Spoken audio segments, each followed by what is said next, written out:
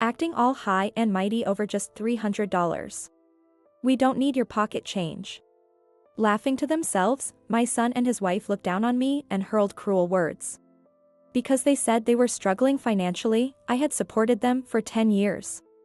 Despite seeing them both without steady jobs, I held my complaints and kept looking for ways to help. And this is the result. Why did I ever think I should help people like them? I believed that one day they would appreciate my efforts and their attitude would soften, but that day never came. Isn't that a clear answer? They took 10 years of my time and the money I had carefully saved, and still they laughed. Saying it's not enough and just small change.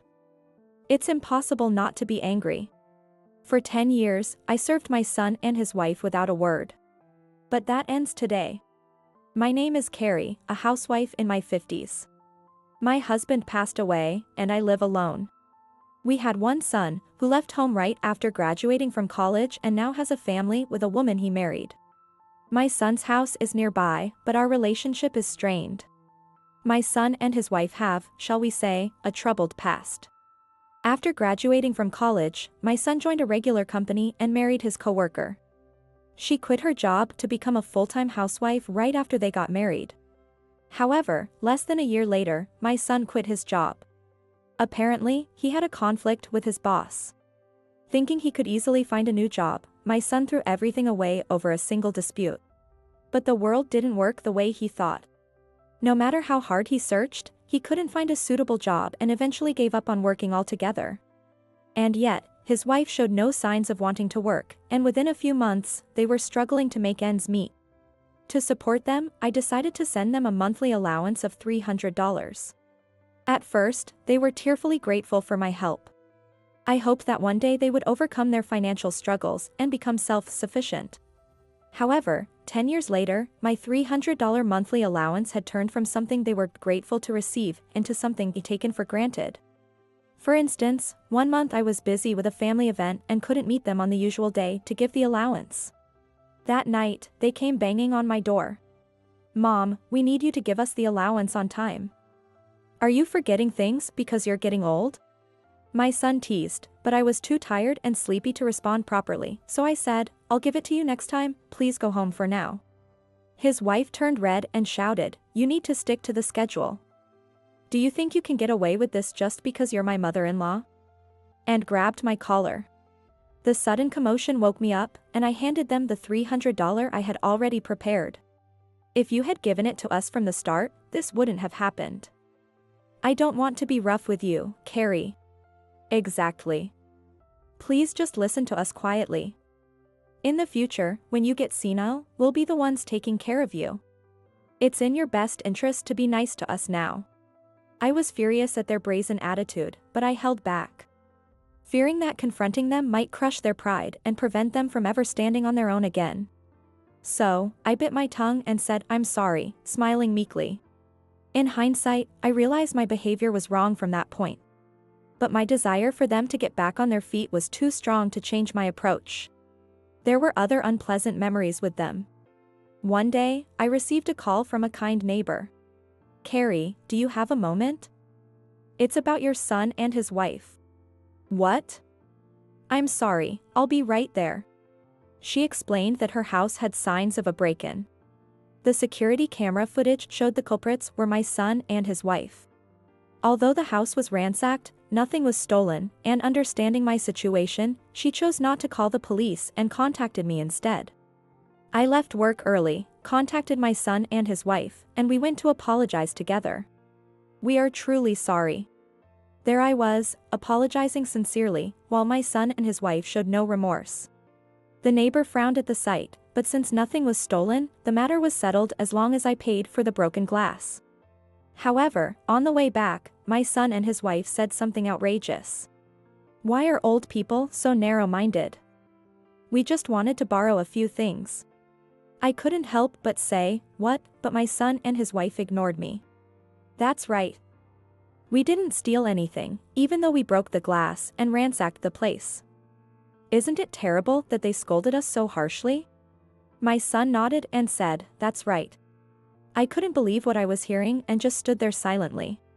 I should have stood up to them and expressed my feelings back then. My inability to do so was a sign of my weakness. Their outrageous behavior continued, but fortunately, the incident with the neighbor was the only major trouble they caused for anyone else. So I remained calm and continued to give them the monthly allowance, hoping they would eventually become self-sufficient. When they asked for things, I bought what I could afford. My son wanted toys for socializing, and his wife wanted branded items to keep up appearances. Their demands escalated, and they began relying on me for everything. It went beyond money. They even called me over on weekends to do housework, leaving me no time to rest. Money is necessary for living. Since they had no means or willingness to earn it themselves, I had no choice but to support them. No matter how tired I was, I worked hard at my job and did their housework. As a result, my body was falling apart. I had dark circles under my eyes, my skin was rough, and dizziness became a daily occurrence. My son and his wife laughed, saying I looked like a monster. She even pointed at me, saying, "You've given up on being a woman." I didn't even have the energy to protest. I knew I was at my limit. But I felt that if I didn't keep going, we would all fall apart. I wished I could rely on someone else and stop trying so hard. One day, while doing housework at their house, a minor matter led to a fight. Exhausted, I had no patience for their behavior. His wife said, acting all high and mighty over just $300. My son, following her lead, said, "I don't need your pocket change," and shoved the $300 allowance back at me. "If you want to give us money, bring a decent amount." They laughed, looking down on me. Those words pushed me over the edge. "Fine, I'll stop then," I said without thinking about the future or them. My son and his wife looked puzzled but started laughing as I gathered my things to leave. "Mom, stop joking. If we cut ties with you, you'll be all alone.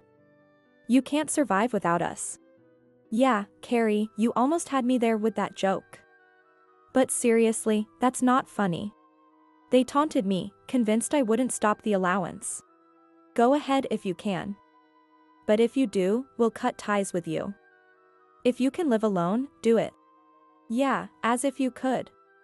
You'll take back your words soon." Seeing how they treated me, not knowing how desperate I was, I finally woke up. Why should I keep supporting them, buying them things, and doing their housework? It only caused me loss. They took advantage of my feelings, treated me like a servant, and even as I've reached my limit, they acted like this. Though they were family on paper, I couldn't consider them my family anymore. Sorry, but I'm serious. You'll regret those words. Even then, they laughed, thinking I was joking. If you think you can do it, go ahead. But you'll regret it soon enough, I can already see the future. My son's words lit a fire in me. I was determined to make them suffer. I would show them just how valuable I was and how unacceptable their behavior was. As I packed my things to leave, all I could think about was how to make them pay. First, I cut off all support to my son and his wife, as I had promised. No more allowances, no financial aid, no help with housework, nothing. For someone who had lived solely for their benefit, this was the first time I didn't consider them at all. I could rest without worrying about them. I could spend my money on myself and only do the housework that satisfied me. I felt true happiness from such simple things. My son and his wife had insisted that I couldn't cut ties and live alone, but the reality was the opposite. This life, free from their control, was what I had longed for over the past 10 years. Then I decided to take another step to corner them. The apartment they lived in was rented under my name after they lost their house due to financial difficulties. Naturally, I was the one paying the rent. Having decided to cut off all support, continuing to pay their rent would be inconsistent. So, I contacted the apartment manager to terminate the lease.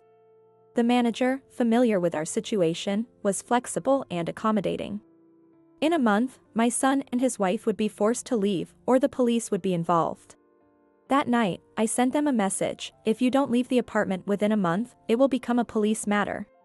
They read it immediately, and within 5 minutes, my phone rang. "Mom, what the hell is going on? You want us out of the apartment? Where are we supposed to live?" My son yelled as soon as I answered, with his wife hysterical in the background. "What do you mean? Have you forgotten that I was the one paying the rent? Since I'm cutting off all support, it makes sense to terminate the lease. Doesn't it? Cutting off all support. We never agreed to that. We thought you'd stop the allowance, but continue everything else. The overly indulgent words emanating from my son, what? I can't help but laugh out loud. Despite all the horrible things they said to me, they still expected support from me beyond the allowance.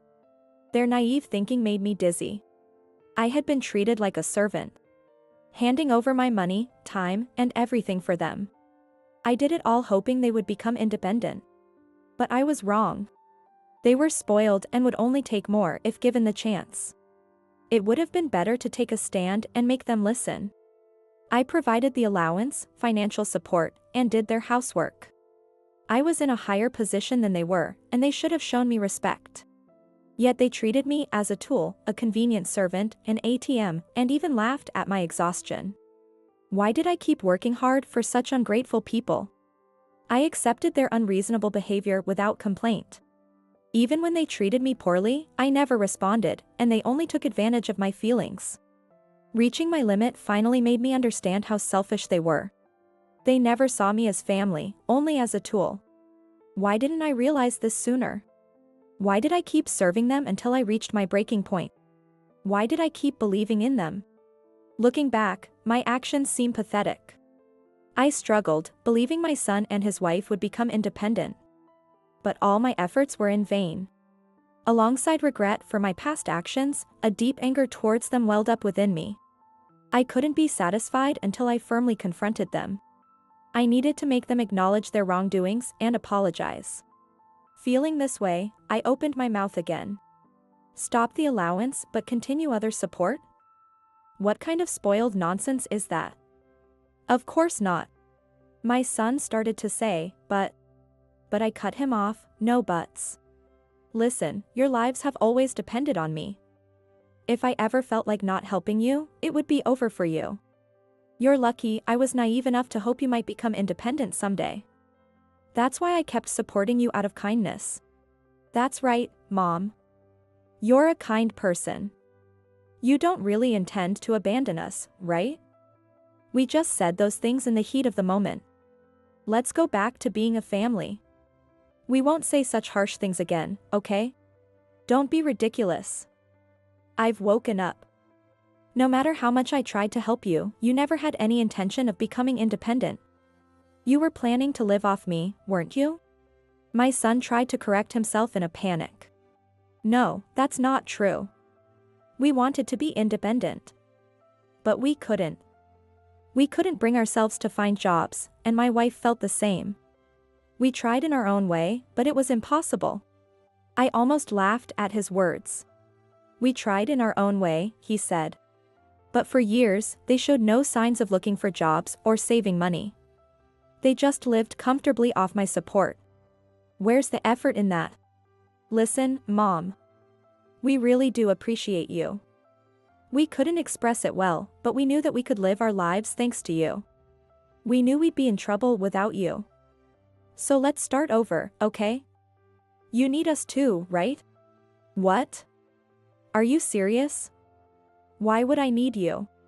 One of you is a slacker who couldn't hold a job because of a single incident and spends all day lazing around. The other is a so-called housewife who doesn't support her husband and acts selfishly. Why would I need you? You have no idea how much pain I've been through because of you too. Earning money for you every day, even on days off. Doing your chores, do you think I enjoyed that? I've had enough. I'm no longer foolish enough to want to be family with you. Don't say such terrible things, Mom. We need you. Without someone like you to support us, we'll.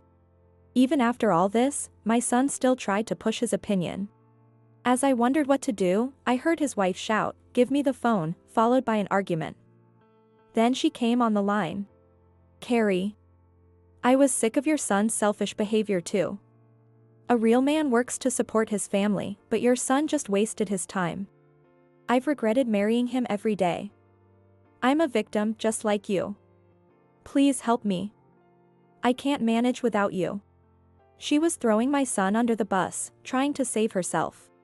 Stunned by her attitude, I stayed silent. I'll do anything you want. Be your servant, whatever you need.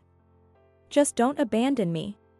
As those final words were spoken, I could hear my son and his wife arguing again and fighting over the phone. The noise was so loud that I frowned, and then the line abruptly went dead as if it had knocked into something. I didn't hear from them again, and days passed. It seemed that incident severely damaged their marriage, and they ended up divorcing. They fought over everything, including alimony, making the divorce messy. Afterward, they both tried to contact me, but by then I had blocked their numbers, so their messages never reached me. My son took a job at a factory, working day and night to make ends meet. His ex-wife returned to her parents in tears and confessed everything, receiving a harsh reprimand. She came to apologize with her parents but was crying so much I couldn't understand her. Since then, I've been living for myself. For 10 long years, I never had the chance to value my own time, so living for myself felt incredibly refreshing and liberating.